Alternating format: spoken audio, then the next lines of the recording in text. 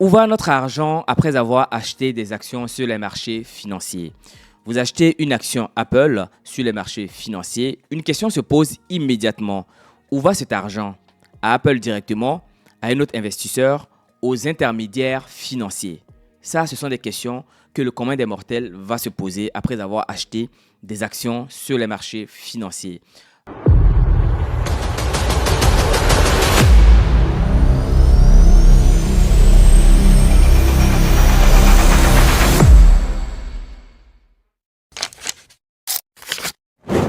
Dans cette vidéo, nous allons tracer le chemin exact de votre argent avec des exemples concrets et des chiffres vérifiables. Il existe deux types de marchés financiers, le marché primaire et le marché secondaire. Il faut comprendre la distinction entre ces deux marchés. Le marché primaire, c'est là où l'entreprise elle-même vend ses actions directement aux investisseurs. Exemple concret, en 2020, il y a eu l'IPO de Airbnb. L'IPO, c'est l'Initial Public Offering. C'est la première cotation boursière. Airbnb vend 51,9 millions d'actions à 68 euros chacune. Total de la levée de fonds, 3,5 milliards d'euros.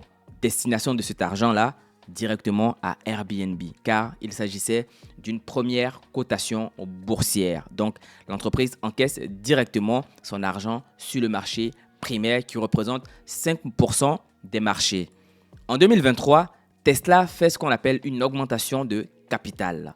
Elle vend 3,1 milliards d'euros de nouvelles actions. La destination de cet argent-là, directement, c'est à Tesla également, car il s'agit de l'émission sur un marché primaire également. Vous voyez, dans le cas des IPO, l'argent va directement à l'entreprise. Prenons le cas maintenant du marché secondaire. Le marché secondaire, c'est là où les investisseurs s'achètent et se vendent les actions entre eux. L'entreprise n'est pas impliquée dans ces opérations-là. Exemple concret, vous achetez une action Apple aujourd'hui à 150 euros, par exemple. Cette action appartient à Yves, qui l'avait acheté il y a de cela 2 ans auparavant à 120 euros. Yves vend pour se faire un petit profit. La destination de votre argent dans ce cas-là, ça va directement dans les poches de Yves. Vous voyez, à aucun moment, l'entreprise n'est intervenue dans cette opération. Elle ne sait même pas finalement qu'il y a eu lieu une opération de vente de ces produits financiers en ligne, car les produits avaient été préalablement achetés par un investisseur qui, lui, l'a remise à la vente après avoir eu une petite marge bénéficiaire là-dessus. Conclusion de tout ça, si vous achetez une action ordinaire en bourse, vous ne financez pas probablement l'entreprise. Vous financez un autre investisseur comme Yves, comme moi, comme vous également qui regardiez cette vidéo-là. Maintenant, traçons le chemin de votre argent lors d'un achat sur le marché secondaire. Vous utilisez votre courtier tel que Revolut, DEGIRO, Boursorama, tout ce que vous connaissez comme plateforme d'achat en ligne. Vous envoyez par exemple 150 euros. Vous pouvez passer par votre courtier qui prélève des frais évidemment. Les frais typiques par exemple, ça va être entre 50 centimes et 2 euros par transaction. La bourse en réalité facilite la transaction et prélève une commission. Vous pouvez également passer par les intermédiaires financiers qu'on peut appeler aussi des clearing house ou des dépositaires centraux et plusieurs autres intermédiaires également que vous connaissez certainement. En résumé, Yves a vendu ses actions pour 150 euros, mais reçoit 149 euros à peu près, après déduction évidemment des frais. La différence est prélevée par l'intermédiaire qui met en ligne sa plateforme pour que nous puissions venir acheter et vendre nos différents produits financiers. Maintenant, examinons les rares moments où votre argent va réellement à l'entreprise. Le cas 1, c'est le cas par exemple d'un IPO, la première cotation. Exemple, IPO de Spotify en 2018. Spotify décide de devenir public. Elle émet 60 millions d'actions à 132 euros chacune. Total levé, c'est 7,9 milliards d'euros. Destination de cet argent, encore une fois, directement à Spotify. La question est la suivante. Que fait Spotify avec cet argent-là? Spotify va par exemple payer les droits d'auteur aux musiciens pour 40% à peu près du budget.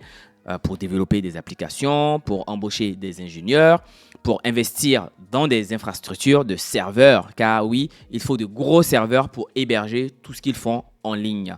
Dans le cas 2, par exemple, il y a eu l'augmentation de capital de Tesla. En 2020, Tesla a besoin de capital pour construire des usines. Et pour cela, elle émet 2,60 milliards d'euros de nouvelles actions. La destination de cet argent-là qui a été acheté sur les marchés primaires, c'est directement dans la poche de Tesla. Que fait Tesla avec cet argent-là? Alors, Tesla construit la Gigafactory au Texas pour 5 milliards d'investissements. Elle développe le Cybertruck que vous connaissez, augmentation de la production de batteries. Pour 95% de vos achats en bourse, l'argent ne va pas directement à l'entreprise. Il va à un autre investisseur qui vend lui aussi ses actions qu'il a eu à acheter au préalable. Les points clés à retenir, c'est que le marché secondaire est le marché le plus dominant avec 95% de l'ensemble des opérations.